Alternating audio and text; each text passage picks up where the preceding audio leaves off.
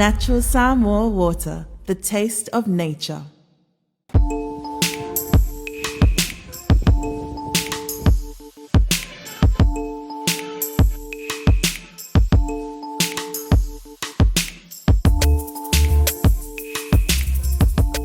Skipper Tuna is the healthier choice for you. It's nutritious tuna flakes, packed in easy open cans. Get hooked on the great taste of Skipper Tuna today.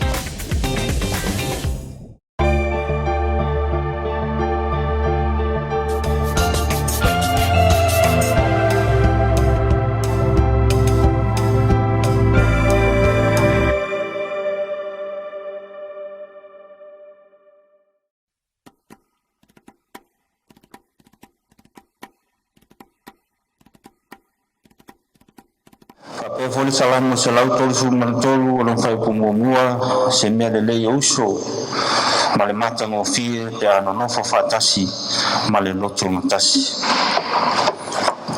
e fai el fata wa tu la e sol tuina le paia mal mamalo ni tarau ia e fa filai e paia ma volumo le ni tarau e paia fa al malo awan si mai ole si ngal palmia ma se foi le fio sui parmia a fio foi mi star capineta ia ma se foi a fio foi a sui star capineta poi la valia guarda to fina malo fatu lo foi mi fa felai I paia ma voluma fa la no ia wale paia ma voluma le tu malo yo no tu langa fa lupe paia la valia wale su ma la inga sa tu sangi a fio lang salvalasi kape foi toto ali a fio tapa au maima a fio paia ya inga fa pe foi tamaitai toto au no falu polo to fio le tu malo manatu lo paia ia wa popol ni tau ia le tatu filo inga le ni tau fa filo ia tuai ma fa o tuai le au fa talofa lava malo le malang manuia le tau ia e mua lava me mata te sale ni tarau tatu fa polo me fa sangi tamale lang ia wo momoli mai lo to se fua ma so matu ola tatu fesile fa inga ni tarau la to ina tatu pese fa tasi ai ia ona saunia le sta se fua malolo ina talo a mata tatu po kalami elele me au ya Yesu akhatasi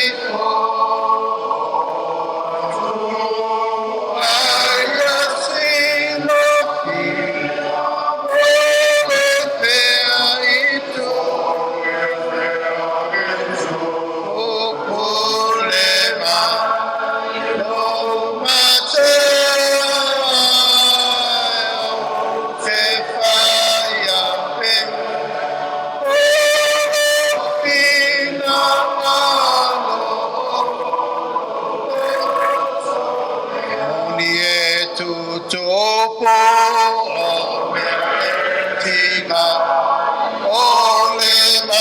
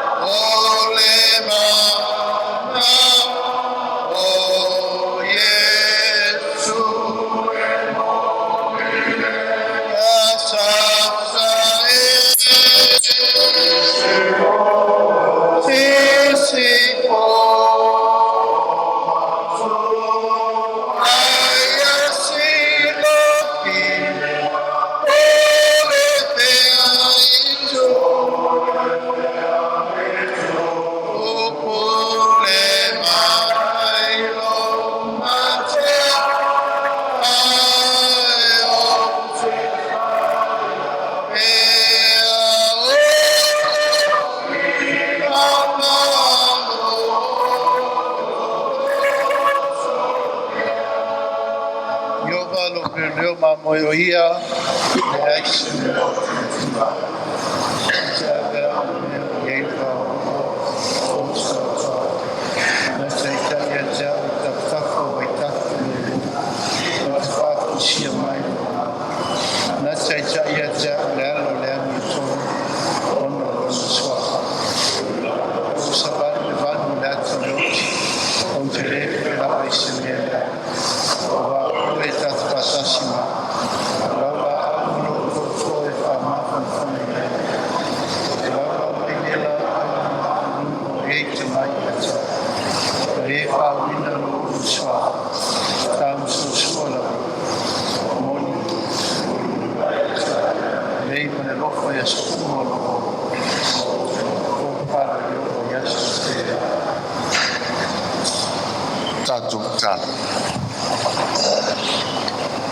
Lo matou tuae au fio le fofoa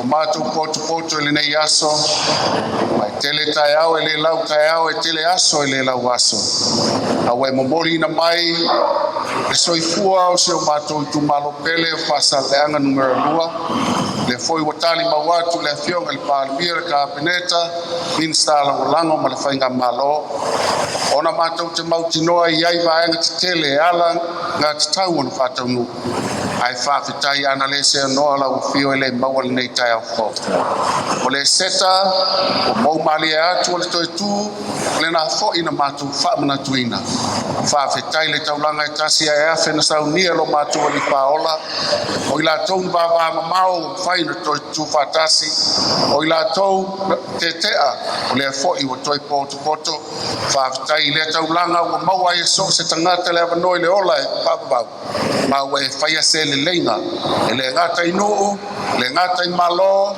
whape fo i a inga taitasi a mai alo maliu Yesu Christo malauta e tu e whamna tuina le maafutanga o mātou whelo a iai le nei tai au fuafuanga tu mamau alau fio e le tae e fina ngalo o so se tasi a wai pule lava lau a fio a vea le nei tai au o se tai au e se saa ai le whao mto e whaitau tupe le tau la whao ma mātou mai tau se manuia o sa mua nei ma tai au malua a o se whatulanga le lei foi a watu kulanga o lo whai mai ina ia whai mani whapai le lei ia mautu, mausali ma maua i mātou le whiaro whani male te ngale ngale a wha mangaro whatasi o mātou selo mātou tua a wao i mātou le fotu le anga māsai a o lau whio ua mawhai ai o toi tu maua i mātou le nei mātang mawhataina i mātou le manalilo le nganga pa ia nei se i o le whaavau lau o le mbala ue ale swaf pele o Yesu Christo lo mātou li whawa Amen.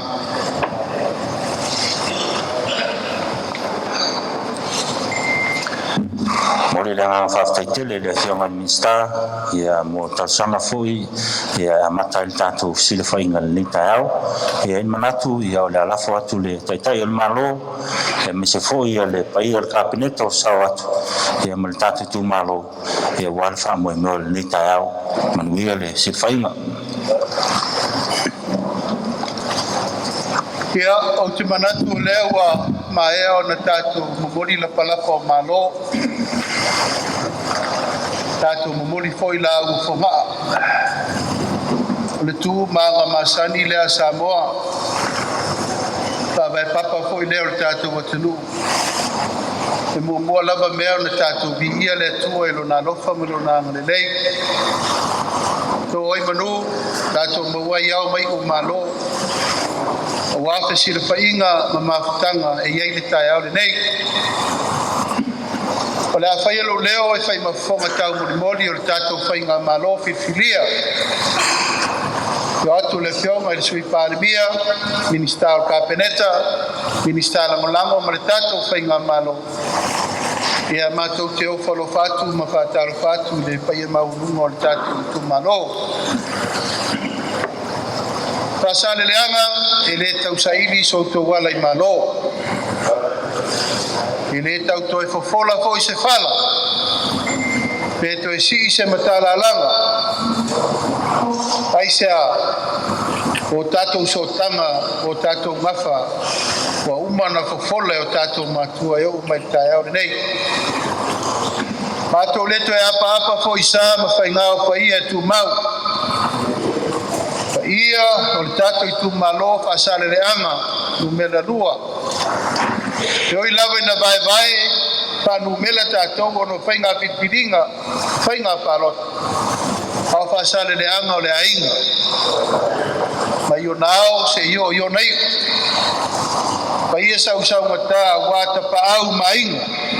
Pa le upolo tofinga e malu ai le tātou whaasale le anga. Ai matou fatalo fatu le ngam fa lo le maliu mai piu mai su mai matala mai au le pai o tupu mai sa mali in fai lauma ya taina ne foi pare tu matausi sa au mata mai tai ma le lo le tato I tu malo pasal le dua le aso le nei le aso na tofa le aso sa tatalo I le tua alofa po ai mai se lao le lei fa penei io tato lo bua fe sila fa iai mai la mona I le tino le ngama fa stai I le tofa wae ma le tofa o tasi iai le tato I tu malo o tato o tasi le tai au o tato fe sila fa iai matangi ana lua tua sinave maulu mato tua o wale tātou wafa whenga iai o loutou ainga salva lasiko o lono winga ia e leo ni paolo tau wheta iai o uru o ngafa mai o ngafa tā vai koi maburi vai wheta iai o le tātou ainga le so e pa iai o le tu malo e iai a le taimi o le tangata ai siri atu le taimi o le atua le tai au le nei le to na masela ina le tato fe matea I le ala le to na foi masela ina le tato fe SS I manatu malogona le to na foi masela ina ia o sisi ia ku al tamata ia fa pe na fai e ta io le nganga le tua na mavaya tu nei wal to tu manu malol tato dio Yesu Cristo ia mai le na fale la e le so Moli atu le mātou nganga whaftai tele, ono loto wafia mai, matala mai au. Tātou lau rua whesir wha. Leango le tūle ma le anga Samoa e whakoe ai. Soa le pule. Po tātou tala noa, I le tala noa whatamari. Tala noa whatuk, tala noa whafale o polu. Tala noa fa kerisiano, ma tala noa fa le ainga. O le fina ngalo lea sa mātou apa tuai le tātou I tu malo. Pēr tō whāma le whautautanga. A whai tō te lea whia mai, la mātou atu I svai. Ai sea, e le māma I le vaai a nei o le taitai o le malo. Ma le tātou whai ngā malo, lo tātou I tu malo. Peitai wa alu lava suwanga al vatele. Moli atu le nganga fa feitele o na lautou tofa. Lautou fa tautanga.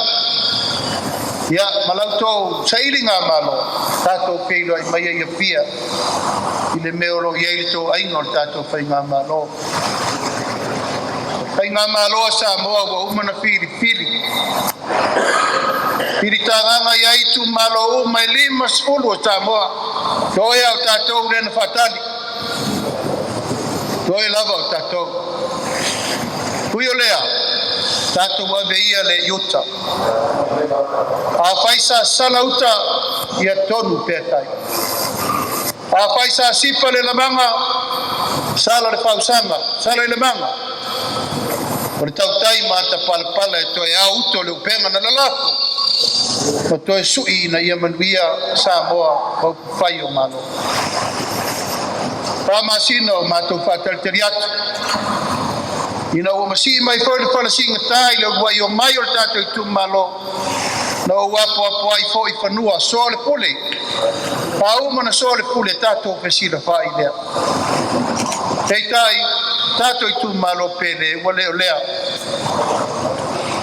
a faisa yai ni fale tonu tutia wa sola maso walu wale mautonu ai gore na tem portai au foldene tau na tato sila le mai lumba mortato tu malo ale ute leo fainga mea tato tu malo ta mato tali tu lava to te afi mai matala mai ao faita to tala I fanua tato go mana malama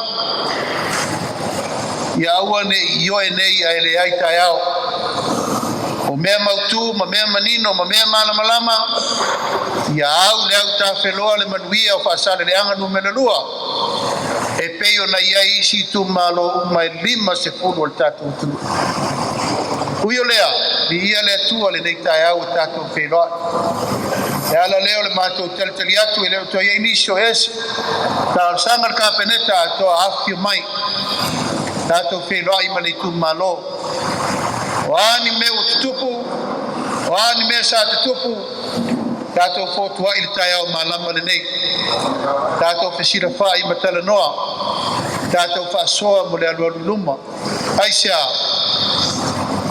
ine mafai ona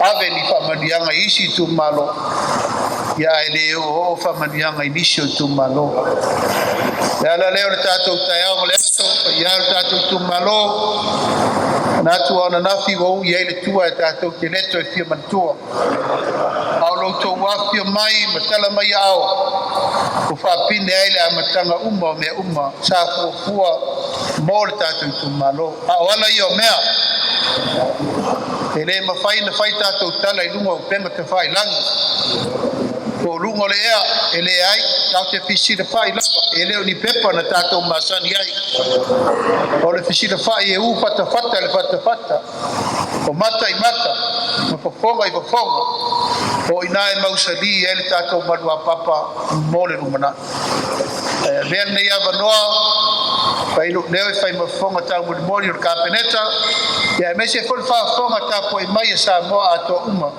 ina nei aso ya tato fate ia me mornu tato fotua I mo le lumana tato sila mo le manuia ia mafai ona sopo utu fufuanga uma tato fainga malo ia awale lumana I manuia o tau singo tu malo uma lima sutas o tato watunu apa ia tu le masomatu leo o ata inga le so wata penal tato fainga malo o le so ia etatala o malo ia I mea sa tupu tato papa pela iai ta pena umanei saini umanei tupe o tato poloketi saini umanei matupe o aonga ina ia manino mamala malam o toa ao sainia ele mafai na fai tato upu runga upenga ta fai langi ele ni mea mautu mea na au taimi matai alfa pene ia tau te afia mai ai I leo o tau firi e mea matai fono o tato poloketi a toa I foi ma komiti firi o tato poloketi o tato I tu malo o ani kutia wa sola maso walu Ia ua ne o tō masalo I le whiwhiringa al tātou whainga malo. O uma foi no tautino atu, o le ai tu al kapeneta I le vainga ato al tātou poloketi nei. Aisea, te siringia lau tō taitai whono al whamsilonga. Opo tō sa sa. Ia o le mātou mai tau, e ese le mai tau al whamsilonga. Ese foi le mātou mai tau I whai unga na mai. Ai lafo le tō whātuatuanga I leo whiwhiri atu al tātou malo. Ai tatau atu le tātou kapeneta ini me wha le tonu ma me uma. E pe soani atu ina iaua ni toi eise me tasi. Wha le tonu le tātou whiwhiringa. O se mātou tau le maulea ma se mātou tualalo. Awane I oti tua se langona. Le amatanga nei ma le rumanai. Le ato e whewai I ai, tō whā ma le whautautanga. Ina ia manuia le tātou tu malo atoa. A malulua tu foi. Tu lama I kutia wa sola ma so walu. O a foi ni upu pela whai. Pa ia le tu malo. Pelavo na matutala. So tino, so toto, so ano. Ia ata mata mau ni tu e pa ia lava lo tamata I lo talima. Upu foi matala, ia tala ele vaea ele lea. Langa laeta pua isa mo. A itu le ma se upu matala nei taiao, pa ia tatu tu malo. Sanga ia ena io ayul tai. Tato muti mea fatasi e wale taiao ma fa moe moe. Tato usava vali luma ma le talitonu. Ina ia manuia si o tatu tu malo. Io na vai ngai se uma ya lo fa mai le tua po te tele ne yaso o ata inga fa mo moenga o lawi langi mar ta tu maro atoa ta mai ai ai tai ta to fa me fifia ta to fa me mau tinoa ia fa me mau tu mai ta sisi le ngama lufi me le lei o wale tina ina o ta tu malo ai la fat o lo yo to wa o le manuia o le lufi fa so me le lei le foi matou te mai tau le lei aua te to iai ni metasi pa le ton mangele tau to na ma o el ploketi li tu malo le fai ngo fina wino me nei ina nei sala le fautanga tilo ma e vai ma mau fuanga ina i fai mal fa mau fai mal tau tinongo le wata lia le tu malo e ve pe o e te fono tatu bloketi ia tau ama le lango i lato uma fili e fai masuiori tatu fono fa vai ina ia manuia le tatu bloketi mo di mona ia manuia tele tatu tu malo o lo to malo si la le tino le nganga me ma fau e lima taitaina ai tatou mafutanga lenei aso kaua foli soifua manuia ua ale atu le tionga tui palemia ma kapeneta ia ma le minista e fito i tonu i ai faamoemoe le so le ua tapena o ataiga o le so tataunuu ma nei le sainiga uma o tou pepa alo ia mamata alo ia ai le tatou poloketi e le gata le tatou 2 miliona ia o le tatou poloketi o aʻoga e lava sa faatalitali seʻi mautu mea uma ia ona faataunuu lea le so manuia le tatou taeao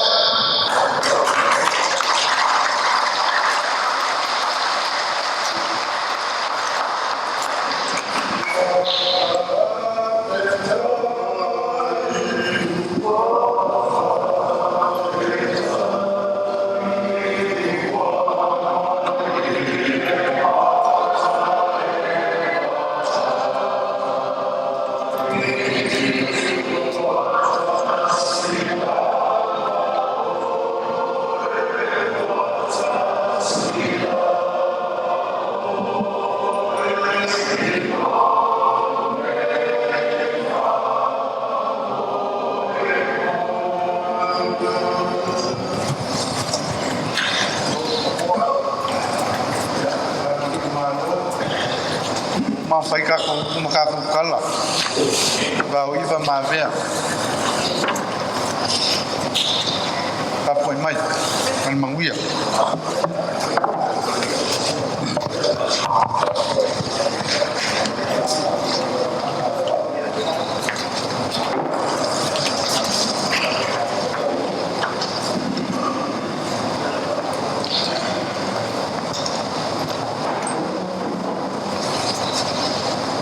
mai le mau le au inga ma le au makua Samoa e fau wao le au e fau po le po e iai le kai au ma le aso ngi o lea ua malele le whaasangi le akua a wala na pule whaasoifua ua kapua ao le soifua lau sunga le kamao le akumu lau a fionga le li parimia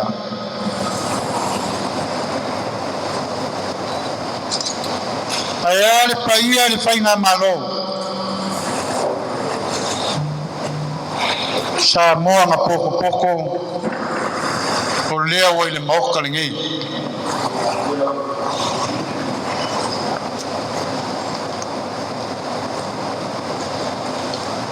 e masangi lo kako ngofo ai i upu whapea se la unga la sau malka malola se la unga la sau malkula fale la le aso e le ai se la unga pasal le ang ai se a o le o mai ale ku malo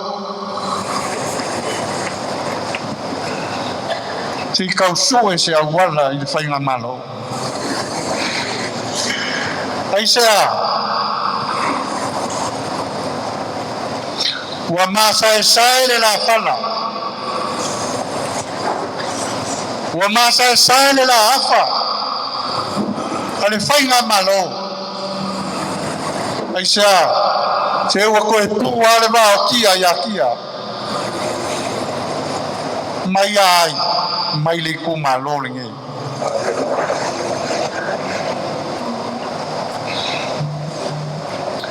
kele kausanga sa kulai mai ai ka mau le ngei ngu sa fai makai kai o le kungu sa uku la lango fa kamali ayane so kingo kulai mai la fio le la uli al mali ko ai se ale ngei ai se ale ngei ku malo ese mangaku malangonga ale o mai le ku malo lo fio le li palmia e mangaku ale sa afia ko le afoa kingo la ave ku kuila fa peanga upu la ngauva kalosia awange yai se ngalu e faki kalosia awange yai se ia feai se fa sangai se kaufa of yakulo mako sa ile moko ngase ale sa afi ale kamo se li ku makafanga kinga waya si la fia wa ko ai lo ko finge yonga ele ai fa pe ai ani mai se makani sei mamoni ika ile kaio momo sei fai se mea molo ko i kumalo ai se a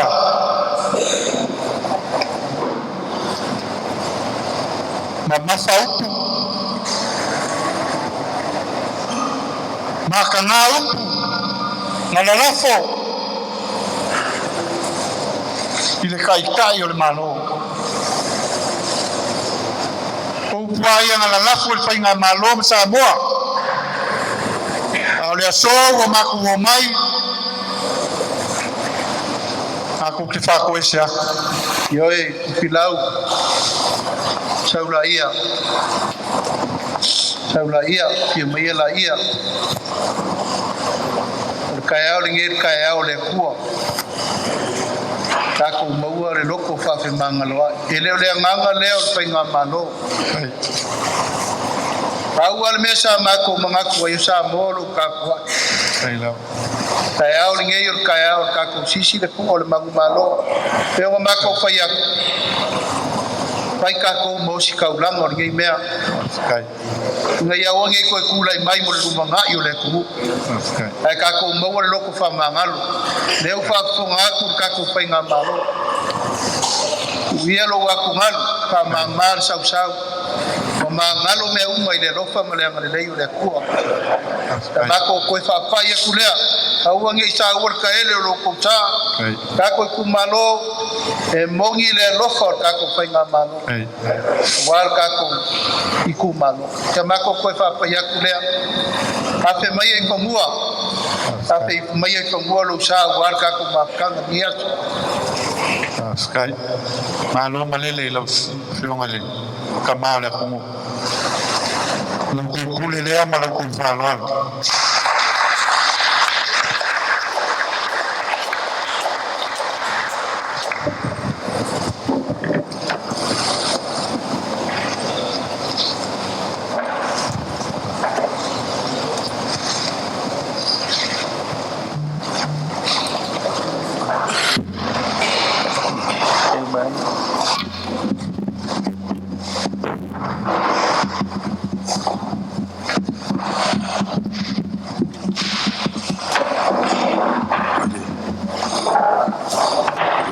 ile kari kumuma ile ko papa winga paia mama malo le so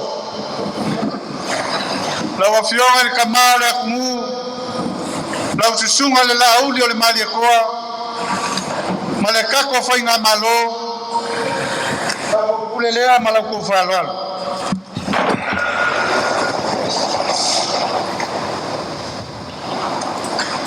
wa fulelea la ko kokua awasa moa ale so e fia fo walanga lo makuleo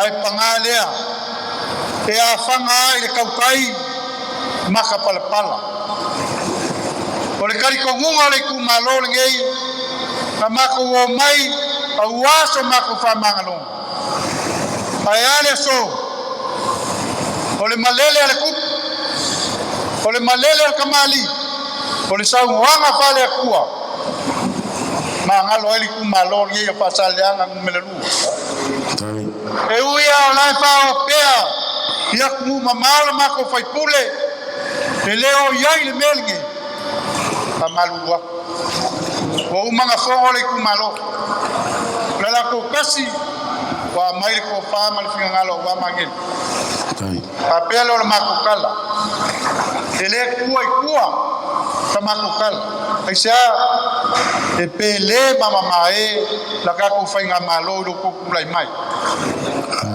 ole si ku malo le sai ku ku mo fa fai le linga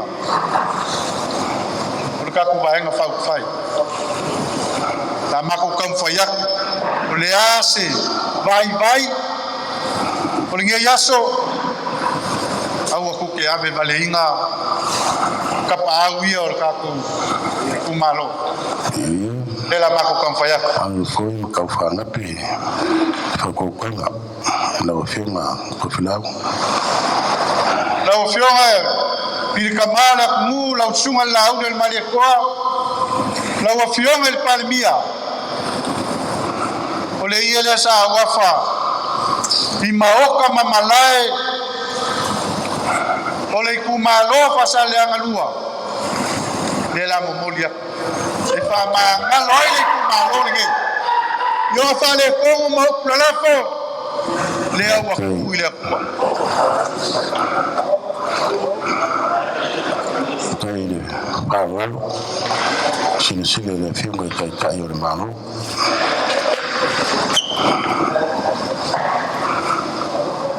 la wafionga le palmia pilfilia Samoa de la uli el malikoa e vai ale kumalo ai ka ma fai mesili awala sunga la uli el malikoa tai pavalo tai fatu mo fatu mari o mori lo kafa ile kasi la Afrika la Apitai. Tai whanua.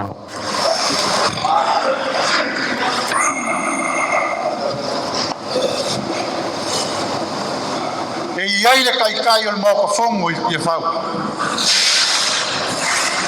Le fionga le whakakalai e le mawhainga kua i lala. Le anga le whainga malo leo Samoa. Te ko wha leo na kamwhaiak. Tai whanua. Mo moli lang ko wha i le 5 se lau kala.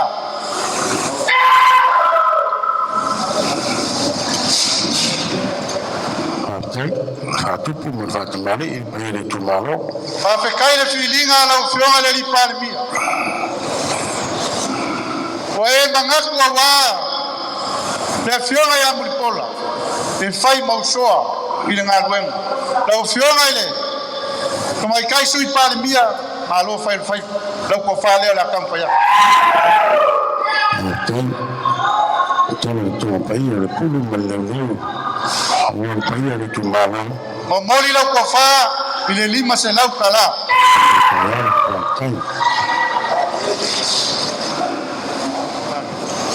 Tai whanua. Ya, la kaku fa solo le ainga miska. Lau fiona la fausia lau fiona yongo, alo mai le la kampaya. Ko fa leo ko wa. Tai whanua. Moli lau ko fa le kol se lau kala leo ko wa.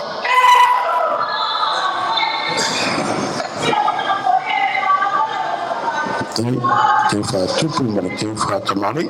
Lau fiona le miska fa le mai. Lau fkalainga sa le aula. Alo mai. Ko fa leo ko wa. Whanua me le whina ni staa whanua. Tai whanua. Moli lau ko fa le kol se lau kala.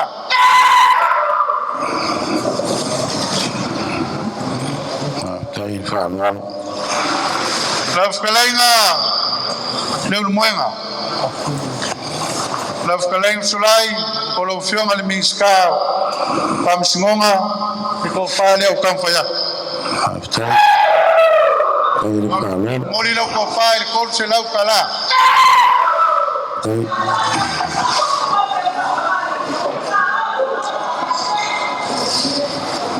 Ya, tai lau fkalainga ale lau fionga le li miska alo mai lau kamfaya ko fa leo fa wa. tai Moli lau ko fa le kol se lau kala. tai whatupu. Tai tuma pai a wane tu malo. Kulu ma leu. Ya, Wan pai a sanaras. lau fkalainga kumua kuisa mau alo mai. Lau fionga le li miska le ko fa leo ko wa.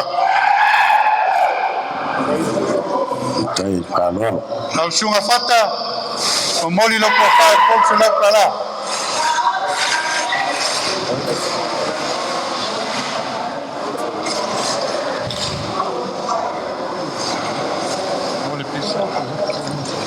Lau fionga le li miska pa uma alo mai le la kamfaya ko fa leo fo wa.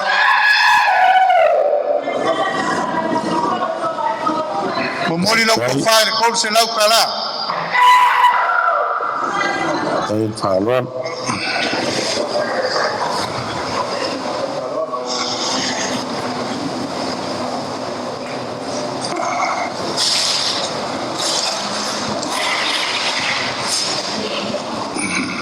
Lau fionga moi fa wo alo mai le la kamfaya. Lau sunga lu flufi. E ko fa leo fo wa. Tai whanua. Mo moli lau ko fa le kol se lau kala. Tai te whatupu. Te Lau whatamari. fkalainga masiaka alo mai le la kamfaya. Mo moli lau ko fa le kol se lau kala.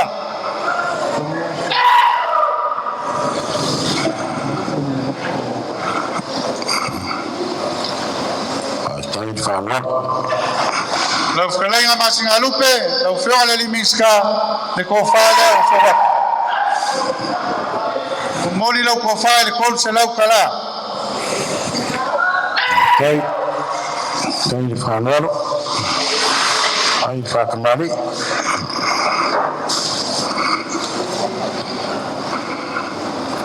lau fio na frasi fu moho le ko fa le ko wa lau fio le limiska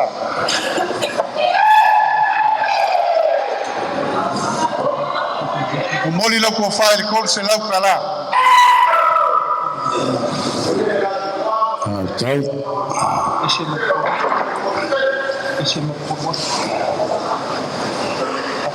ya maku mai ngai male kalenga ya sewa mun ya ai wole lava mai o ngau ko ngia fa le malo ko fa le fio le limiska ya sewa mun sungale ya kon koing ko moli la ko fa ko se la kala kai la kai fa tu pumal kai fa tamari ya absolai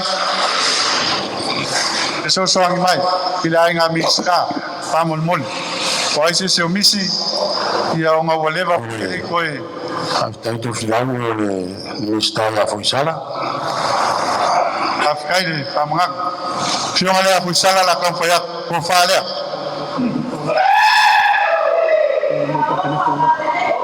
ko moli lan ko fa ko se la kala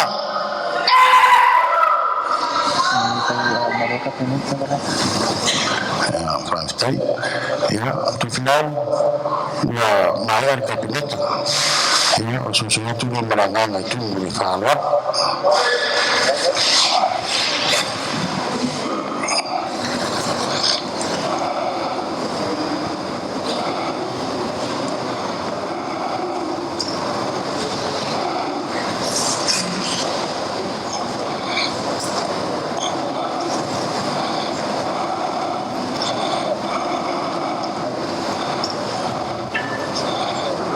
fiongale eli palmia mal pai al fainga malo ole ase ka mo fainga vai a pasal le anga ngumele lua awangi ave vale inga le ala awira dia tu maula vai mesili awale so al kali kumunga ulo le nguku male afi le omia ia ni raba al ka ko sanga inga le apa faka mal so kuli ole ka ua ngai ka ya male so ole ka kalo ka paawia male kuma lol ngai fa sale an mel lua ko mai le langi le ko fa la flora le palmia la usonga le la uli le male ko ni raba fa moi le ale le lo flora le sui palmia le paiele mo fa ka pengeka ai ale painga malo ka ku fa moi kasi le ku tai le so ma fa moi mai lua ia le file mo le li solai ya pe kele la ole ma ko kala le malanga fa lol mangu le so malo malo sai mo na fiume to filan na chau trao nei wa fele lei ma ka ma fua wa le fa fa le se ya really wa lo foi aqui a mawalunga wa ia fa se ma wa man ka ve ne so aisha wa fio mai pai ole ku malo yo ku pu mo le fio aku le fo kai ole malo la u le ma de ko malo no senga miska ulu kufa sana ina na kawani leo wa saunole fionga ni premia ulu panila ina warni kayao na pia pia ya ina mkapa ko filawa mga kayao mlasoni ya kalau file basa le sa malanga mayai really ole basa bo fola ula aisha awa kupi makamari wala tulu ayar kawani ma kai de kwa leo ka kon fe no ai ma ka so fua ina lofa man fa sor ka ko makai leo ka ko whenua I maoka le kua. Pole maoka ki ngā. Awale whionga le miskama le whionga le parimia. Ni ia le kua. Leo mo kau ai o la penga o ku whala lafo. Ku aso sa lupi o lewa. Ku whala ngel kupe vi ia no ka ko makai le so. Ko whilau man whango I moi le so. Leo wa sila mi o le whionga le kaikai o le maro. Awale pulu mal leo. Leo wa ka kala I le so. O ngorgi aso man whango I moi. Ko whilau ko kiki a ko kuai. Ko momi le. Ai whawhikai le ko whale ni parimia. O skangaka e loko mawalano. Whakua kua le kua sa mo kasi. E ko whale ni parimia mar kabineta. Mafu ai le so. O ma la sumaneu. O ma koe kulo ka ko ni whaola. O mai o kangu. Longa winga. O ma ngalo le so. E le ka whala lalo le paia le kumalo. Kasi la fia le kua. A opo makala leo kulei sa ngole pionga le parimia. O ko pale la e le aso so. Le wa ka kala me uma. O le mangaku. Fa sa fua le lafa le parimia marka ko fainga malo. A wasi le mai sa moa moa ka ya. Ya le le ko le yas. Ma war ko fa paia ya ingam kapau. O le kumalo. Ya. Kumalo aku flau vasale. Ya flau ya man. Ala leile tua pa ko kali waku fainga mlanga. Ko filau e fa penga. Ala leile tua la fianga le palmia malanga pineta. Ya mawia le so. Rafi kala. Olo ko pasese ka kala au mo kele salafai e ko wafi kala. Pai ai kapau mai ngore kumalo. Le afio mai makala mai au le so. Le o ka ko sel fai. E o loko afela ko. O loko pas. Ya afikara. Pai ma ulunga mamalu falo polo. Ya o loko pas se le afikara. Jo filau faftai malele ni ba ngalaso. Anga oi ngai va yai ai ngo mare koa. Leo wa e fai le ma ngai kai au awal ma malo le kumalo. Ngai kause sa sulu. Ya ngai man ngofoi ko ai nga. O melia fa kai fa lo kala el pulu mal leo lo ngaku da fior kai kai el malo. Lo lafo ya fe kala. Ya ang le mai le tol ne yas. Mawar ko fai pai ya ingam kapau. Como que solo fue penga usia fa ko kar le malu fa lo polu. Ku molele awar ka singor ka ko kumalo. Ya ang leile tu la fioma le ni parmia. Ya mawar ko fa male tua. Ya ole li parmia el lamar ko fa male tua awar ka ingol malo. Ai mawar si pingalo malo kapineta. Ya wala ngolong sua wale kai ol malo. Ya o se kala le le ava mar fa lo haftai. Malo kalai lun menga. Taf kai kele le momoli ko fa.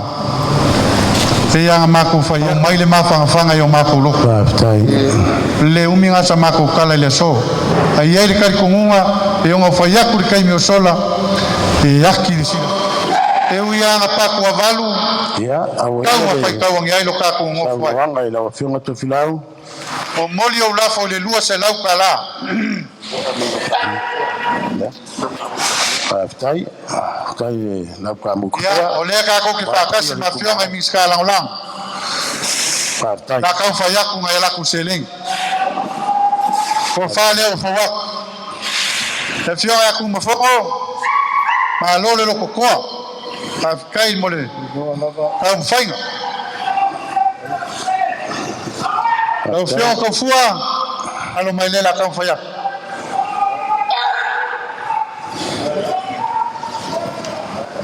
La fiona sala. Alo, paskai. Fa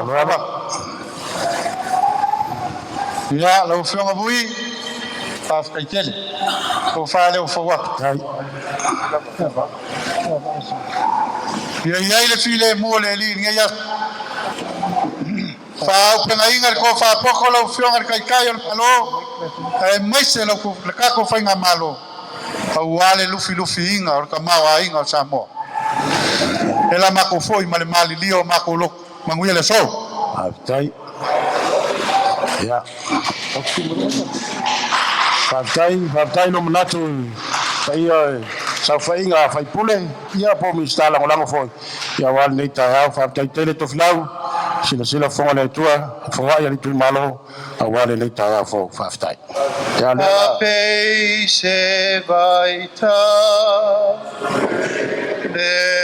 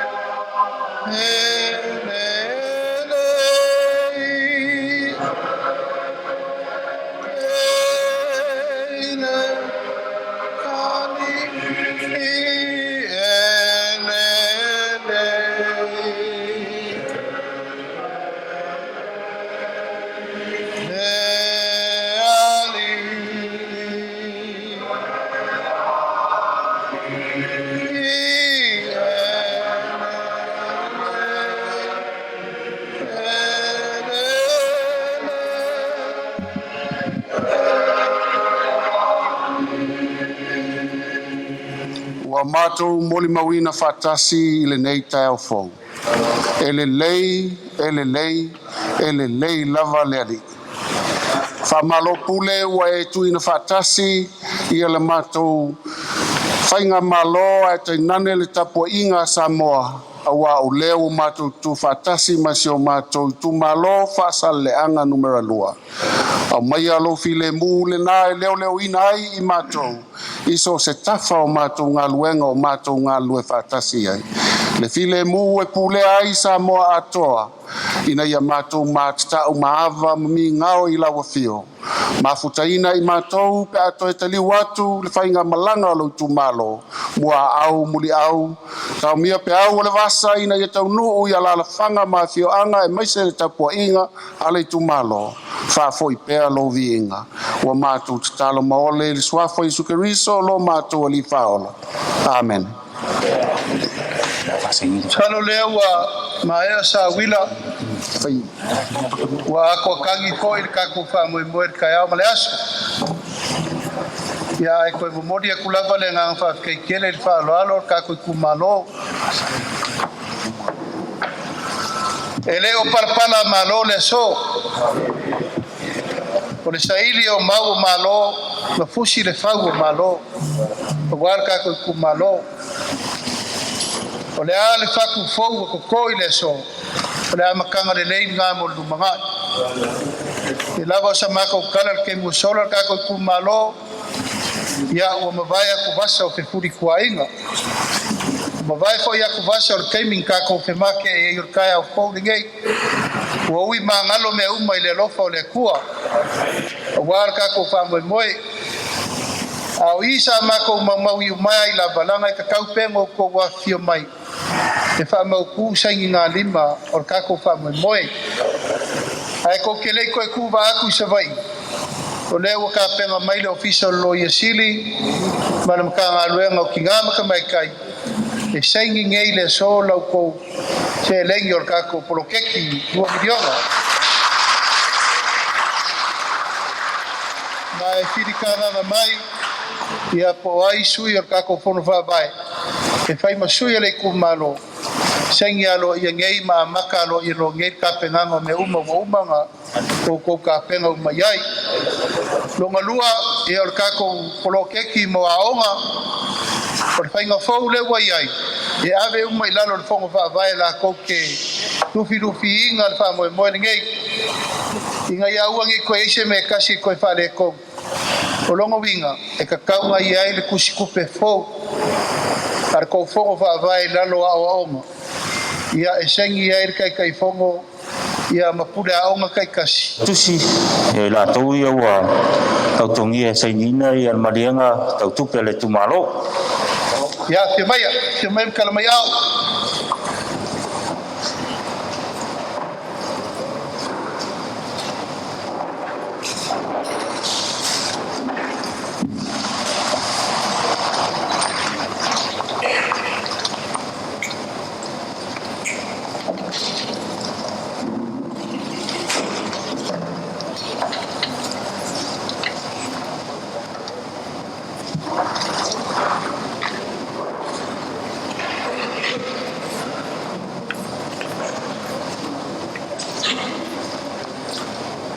Ya dah kai.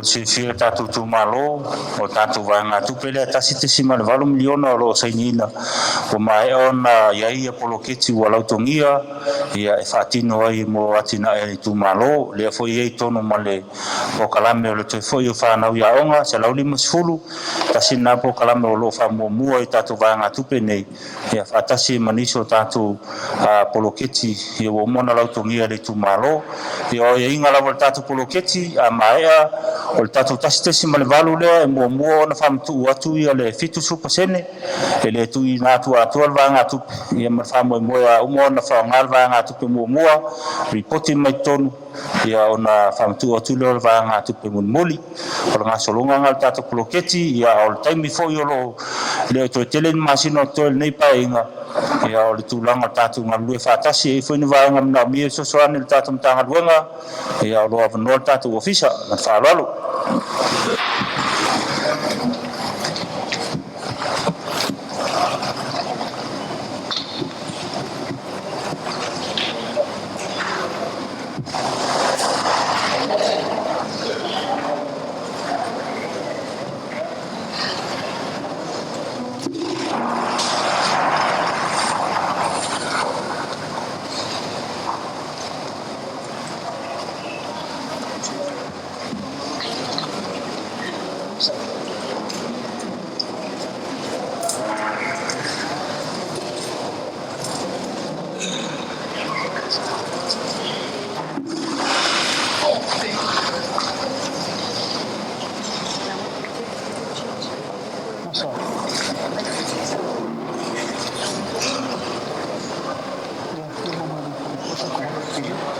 Kacang